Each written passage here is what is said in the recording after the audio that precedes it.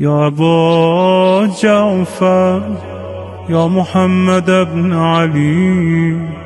أيها الباقر يا ابن رسول الله يا حجة الله على خلقه يا سيدنا ومولانا إنا توجهنا فاستشفعنا وتوسلنا بك إلى الله